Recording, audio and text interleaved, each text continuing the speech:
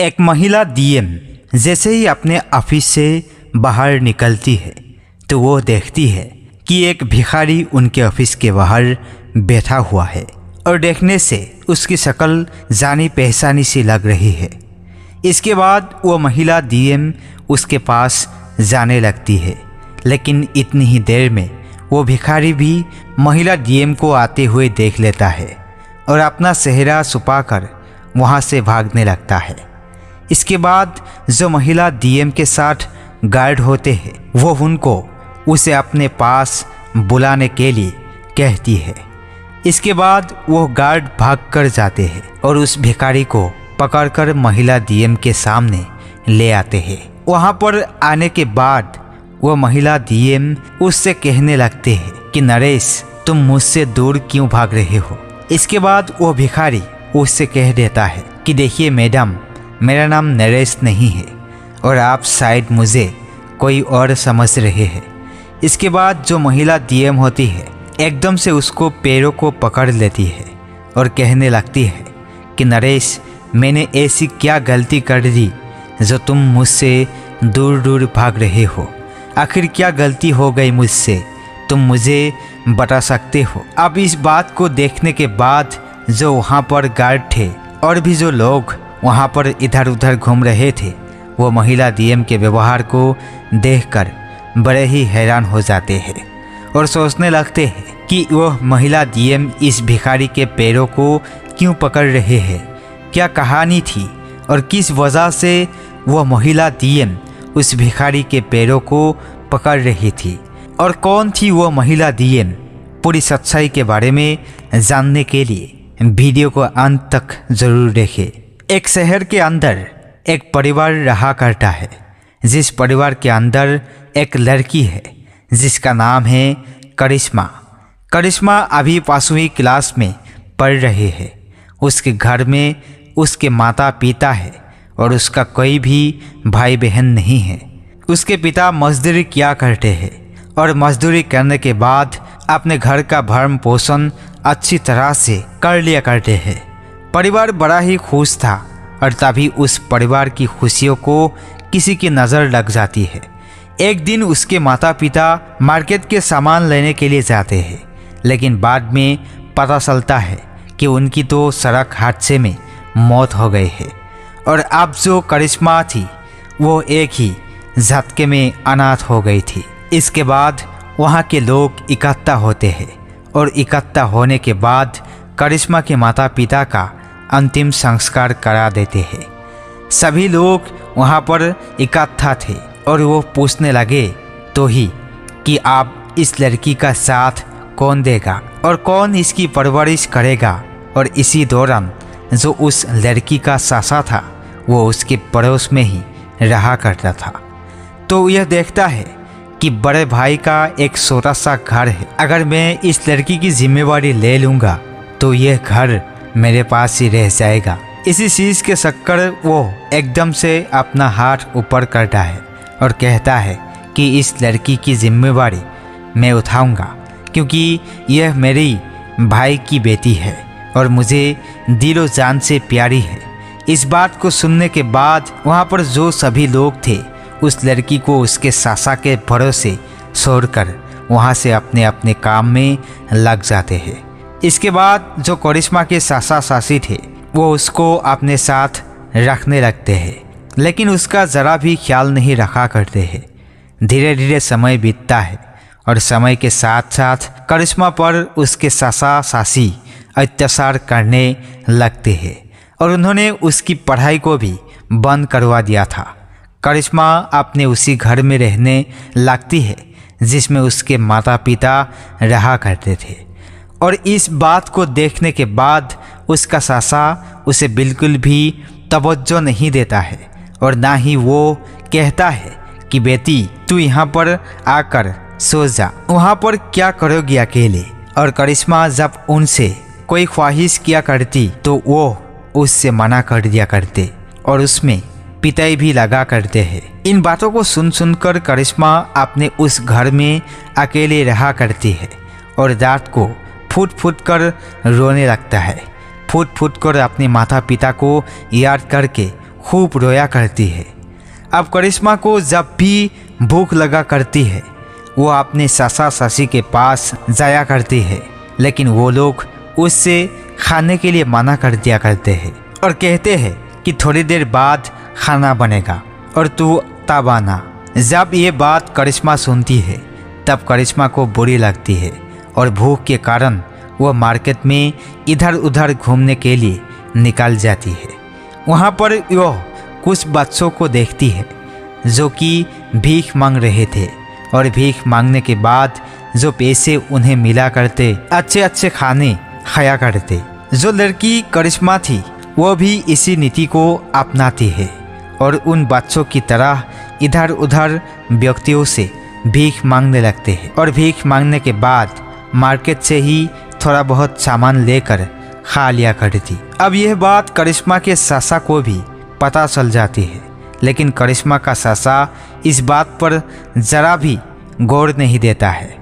मामला शहर का था और शहर के अंदर अड़ोस पड़ोसियों को भी इस बात से कोई परेशानी नहीं होती कि किसका बच्चा क्या कर रहा है और वो किस हालत में पड़ा हुआ है। तो इसी वजह से उसके ससा को अड़ोस पड़ोसी भी कुछ नहीं कहते हैं और इसी तरह से टाइम व्यतीत होता रहता है। उसी दौरान करिश्मा की मुलाकात एक नरेश नाम के लड़के से होती है जिसका भी इस दुनिया में कोई नहीं था और वो भी इधर उधर भीख मांगता हुआ घुमा करता था।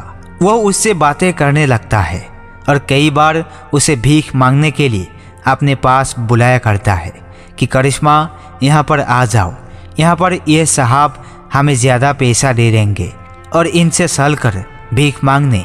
इसी तरह से समय बीतता रहता है और समय के साथ साथ करिश्मा के पास एक किताब होती है। करिश्मा उस किताब को खोलकर अक्सर पढ़ा करती है। जो लड़का नरेश था वो पुल के नीचे सोया करता था, तो कभी कभी करिश्मा अपने घर ना जाकर उस पुल के नीचे नरेश के साथ ही सो जाया करती थी। सुबह सुबह उठा करती और उठने के बाद दिन भर वो भीख मांगा करती और शाम को फिर वहीं पर सो जाया करती। लेकिन जो नरेश होता है एक दिन वो उस किताब को नोटिस कर लेता है और उससे पूछने लगता है कि करिश्मा ये क्या है और तुम इसे अपने साथ क्यों रख रही हो। क्योंकि जो लड़का नरेश था वो बिल्कुल भी पढ़ा लिखा नहीं था और वो इसी तरह से भीख मांगकर अपनी मस्ती में मस्त रहा करता था। तो उसके बाद करिश्मा उसे बताती है कि मैं 5वीं क्लास तक पढ़ी हुई हूँ। जब मेरे माता पिता जिंदा थे तो उस टाइम पर उन्होंने मुझे पढ़ाई लिखाई करवाई थी और इसी वजह से मैं किताब को अपने पास रखा करती हूँ कि अगर मैं इसको बार बार पढ़ती रहूँगी तो मैं पढ़ना लिखना नहीं भूलूंगी। इस बात को सुनकर जो नरेश होता है वो एकदम से उससे कहने लगता है कि तुम्हें पढ़ना अच्छा लगता है।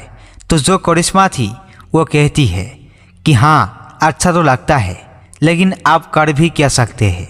तो जो नरेश होता है वो उससे कहता है कि ठीक है, अगर ऐसी बात है तो मैं तुम्हें पढ़ाऊँगा लिखाऊँगा।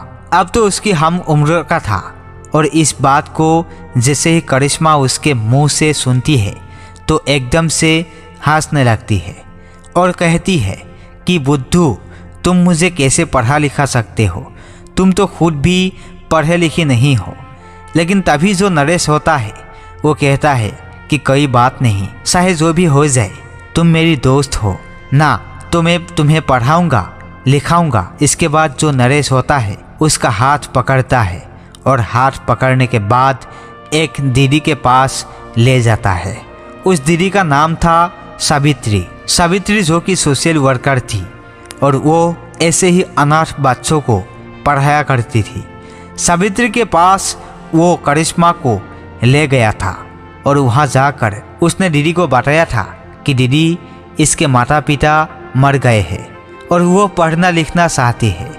इसने 5वीं क्लास तक पढ़ाई कर रखी है और उससे आगे की ये पढ़ाई करना चाहते हैं। तो इसके बाद जो सावित्री जी होते हैं वो उसकी पढ़ाई लिखाई को आगे बढ़ाने के लिए एडमिशन कर सरकारी स्कूल में करवा देते हैं अब करिश्मा स्कूल में पढ़ने के लिए जाया करती, लेकिन वहाँ के बच्चे उसे सराहा करते क्योंकि वो बच्चे भी जाना करते थे कि करिश्मा भीख मांगा करती है और अब इस स्कूल में पढ़ने के लिए आ गए हैं।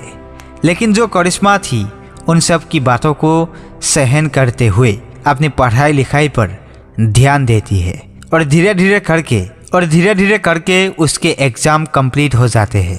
अब जैसे ही उसके एग्ज़ाम का रिजल्ट आया था तो उसके बाद पता चलता है कि क्लास के अंदर सबसे ज़्यादा नंबर करिश्मा ने लिए हैं और इस बात को सुनकर वो सभी बच्चे जो उसका मजाक उड़ाया करते थे वो एकदम से खामोश हो जाते हैं।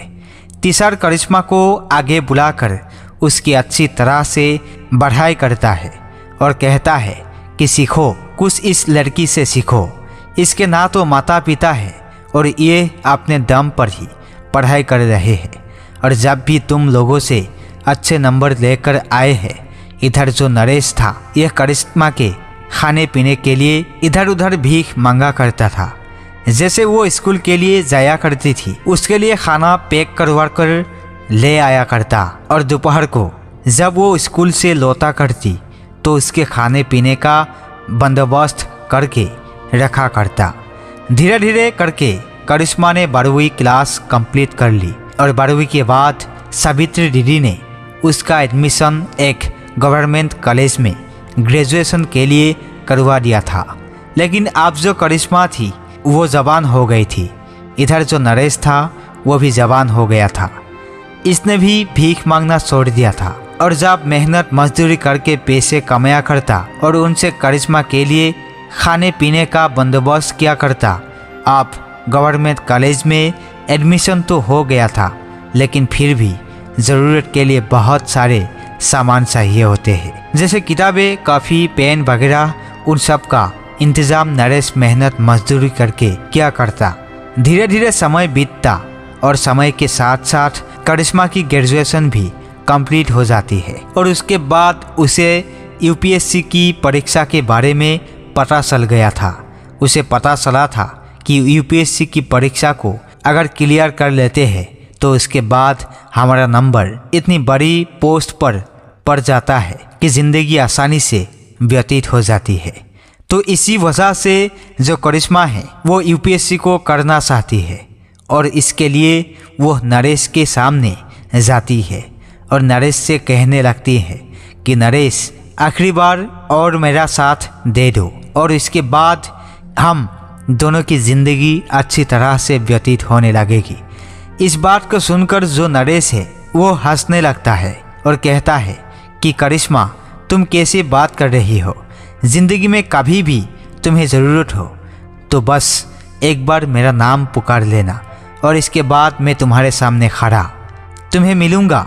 तभी करिश्मा उसे बताती है कि अब ऐसी बात नहीं है, अब मुझे पढ़ाई करने के लिए किसी दूसरे शहर जाना होगा और वहीं से मैं आगे की पढ़ाई कर पाऊँगी। तो जो नरेश होता है वो कहता है कि तुम कैसी भी चिंता मत करो, तुम्हारी पढ़ाई में जितना भी खर्चा आएगा उस सब का इंतज़ाम मैं कर दूंगा, तुम केवल अपनी पढ़ाई पर ध्यान दो। इसके बाद जो करिश्मा होती है नरेश की मदद से कुछ पैसा लेते हैं और उन पैसों को लेकर दिल्ली आगे की कोचिंग करने के लिए चली जाती है। वहाँ पर जाकर वो दिन रात मेहनत करती है और पूरी लगन और मेहनत के साथ अपनी पढ़ाई को करने लगती है। धीरे धीरे समय बीतता है और समय के साथ साथ यूपीएससी का एग्ज़ाम आ जाता है और उस एग्ज़ाम को वो दे देती है। अब जैसे ही एग्ज़ाम का रिजल्ट आता है तो उसे पता चलता है कि उसने एग्ज़ाम क्लियर कर लिया है।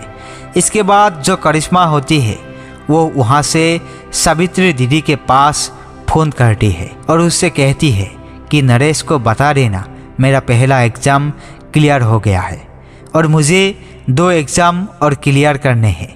सावित्री जी नरेश को यह बात बता देते हैं क्योंकि अक्सर नरेश सावित्री जी के पास उसका हाल चाल पूछने के लिए आया करता था, क्योंकि ना तो नरेश के पास फ़ोन था और ना ही करिश्मा के पास फ़ोन था। अक्सर करिश्मा को किसी भी चीज़ की ज़रूरत होती थी तो वो सावित्री जी से कह दिया करती और नरेश उस चीज़ की अरेंजमेंट कर दिया करता है और सावित्री जी उसको वहाँ पर पहुँचा दिया करती। इसी तरह से समय बीतता है और समय के साथ साथ जो करिश्मा थी उसने अपने सभी टेस्ट को क्लियर कर लिया था और क्लियर करने के बाद अब यह बात मैं सावित्री जी को बता देती है और सावित्री जी इस बात को नरेश को बता देती है। नरेश जैसे इस बात को सुनता है तो वो बड़ी ही खुश होता है और सावित्री जी से इस डीएम के बारे में पूछने लगता है। तो वो बताती है कि डीएम डिस्ट्रिक्ट का बहुत बड़ा अधिकारी होता है और वो जो चाहे वो कर सकता है। अब इस बात को जैसे ही नरेश सुनता है तो उसे इस बात की बहुत ही खुशी होती है, लेकिन साथ ही साथ उसके दिल में कहीं ना कहीं डर भी छुपा बैठा था। उसके बाद वो वहाँ से चला जाता है और मायूसी में इधर उधर घूमने लगता है। यह मन ही मन सोचता है कि आप तो करिश्मा डीएम बन गए हैं और आप अगर मैं इसके आसपास देखूंगा तो यह बहुत ही गलत होगा। चारों तरफ लोग इसके बारे में गलत तरह की बातें बताएंगे। इसी बात को सोचकर नरेश उसी रात उस शहर को छोड़ देता है और किसी दूसरे शहर में जाकर मेहनत मजदूरी करके खाने कमाने लगता है। इधर जो करिश्मा थी वो वहाँ से वापस आती है और वापस आने के बाद नरेश को इधर उधर ढूंढने लगते हैं और अब जैसे ही यह बात करिश्मा के सासा सासी को पता चलती है तो यह भागे दौड़ करिश्मा के पास आते हैं और उनसे कहने लगते हैं कि बेटी अब तो तुम डीएम बन गए हैं, अब इसके बाद तू पैसा कमाने लगेगी, अच्छे से पैसे कमाना और सारे पैसे लाकर हमें देना। लेकिन करिश्मा अपने सासा सासी को दुत्कार देते हैं और कहने लगते हैं कि तुम लोग उस टाइम पर कहाँ थे जब मैंने तुमसे पढ़ाई लिखाई के लिए कहा था और तुम लोगों ने मुझसे मना कर दिया था। अगर तुम लोग अपनी भलाई चाहते हो तो यहाँ से चले जाओ और ज़िंदगी में कभी भी मुझे अपनी शक्ल मत दिखाना।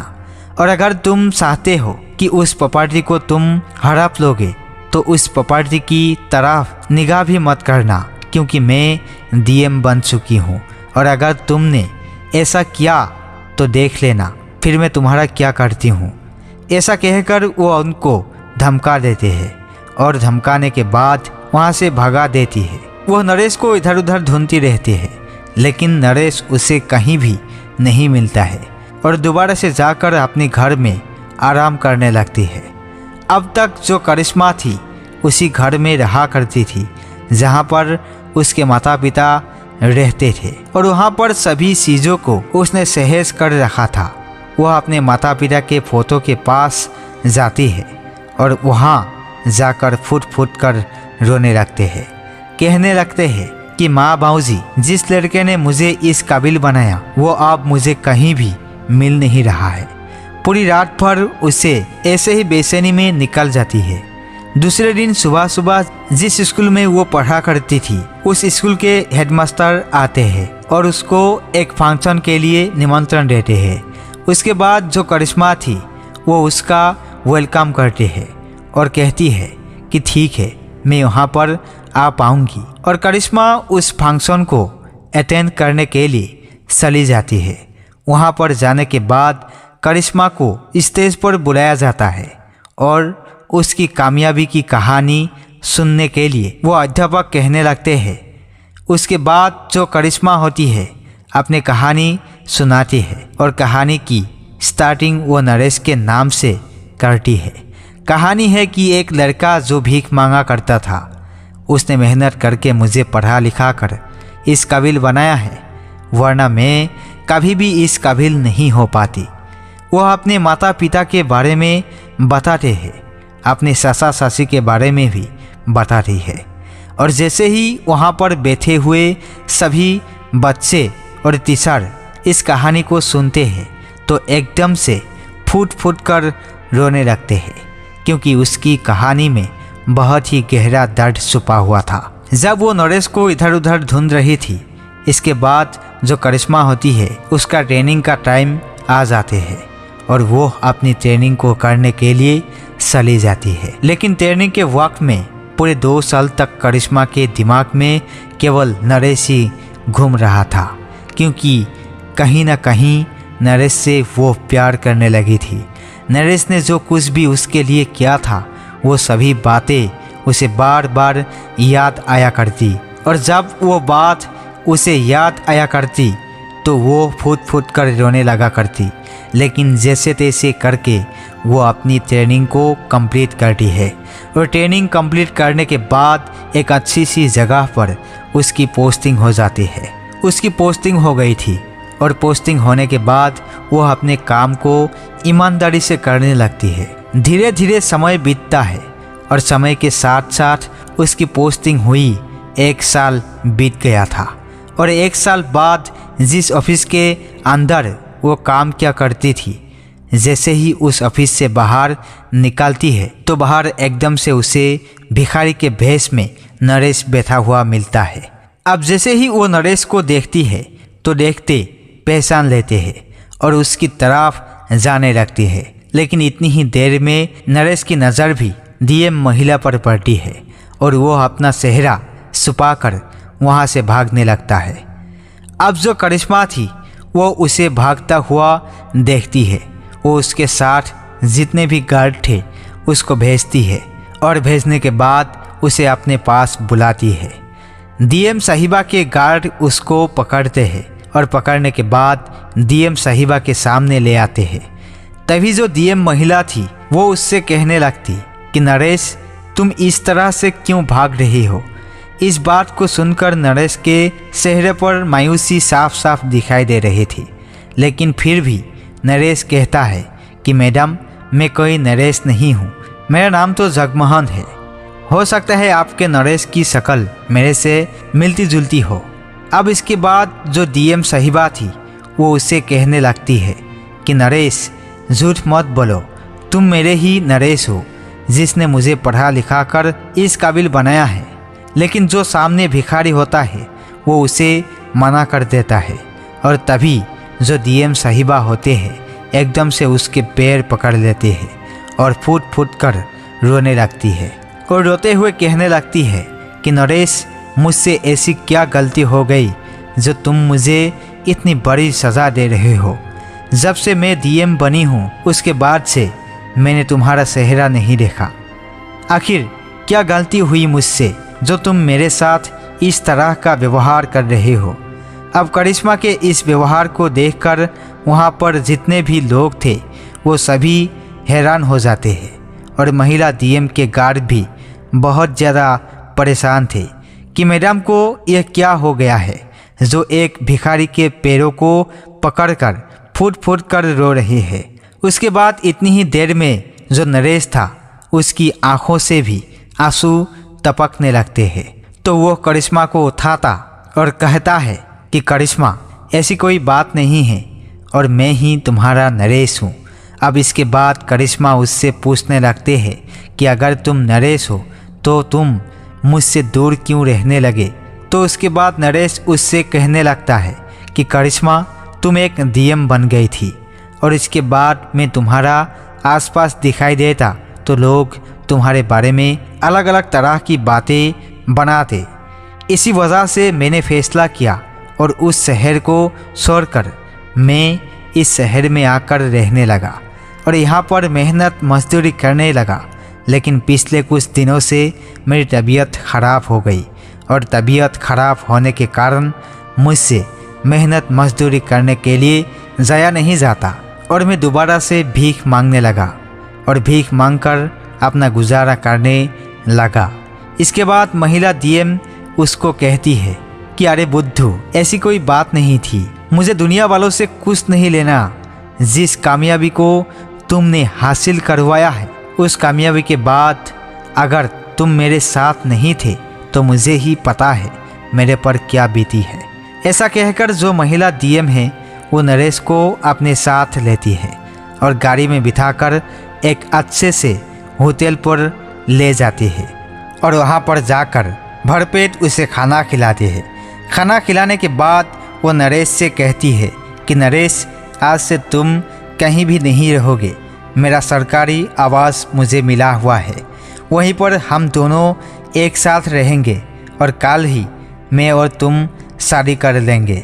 इसके बाद जो महिला डीएम होती है अगले ही दिन में नरेश के साथ एक मंदिर में जाकर शादी कर लेती है और नरेश के साथ वहीं पर सरकारी आवास में हंसी खुशी रहने लगती है।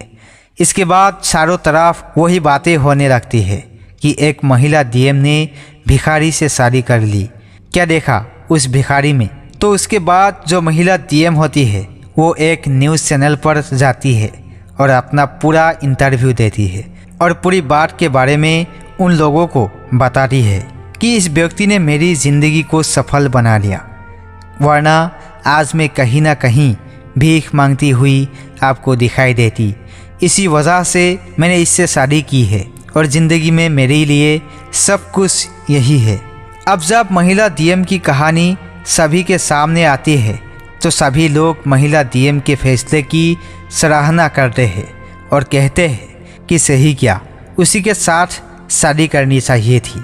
इसके बाद नरेश और करिश्मा दोनों हंसी खुशी रहा करते हैं और कभी कभी करिश्मा अपने उस गांव के घर पर भी जाया करती है जिसमें वो अपने माता पिता के साथ रहा करती थी। तो दोस्तों, यही थी कहानी एक लड़की की जिसके माता पिता उसे बचपन में छोड़कर चले गए, लेकिन उसके बाद एक साथी ऐसा मिला जिसने भीख मांगकर उसका गुजारा किया और उसके बाद जब वो कामयाब हो गई तो उससे दूर चला गया। लेकिन नियति को कुछ और ही मंजूर था, तो वह भीख मांगता हुआ उसके ऑफिस के बाहर ही पहुंच जाता है और वो दोनों दोबारा से एक हो जाते हैं। आप क्या कहना चाहते हो नरेश के बारे में? आपकी जो भी राय कमेंट सेक्शन में लिख सकते हो, लोगों के साथ शेयर कर सकते हो। वीडियो अगर अच्छा लगा तो वीडियो को लाइक और चैनल को सब्सक्राइब ज़रूर करें ताकि हमें थोड़ा बहुत हौसला मिले आप लोगों के लिए ऐसे अच्छे वीडियो बनाने के लिए। इन कहानियों को सुनाने का उद्देश्य किसी को परेशान करना बिल्कुल भी नहीं है। यह कहानी आपको इसलिए सुनाई जाती है ताकि आप लोग इन कहानियों में से कुछ ना कुछ सीख सके और अपने जीवन में उस चीज़ को अप्लाई कर सके। मिलते हैं किसी नेक्स्ट वीडियो नई टॉपिक के साथ, तब तक के लिए जय हिंद, जय भारत।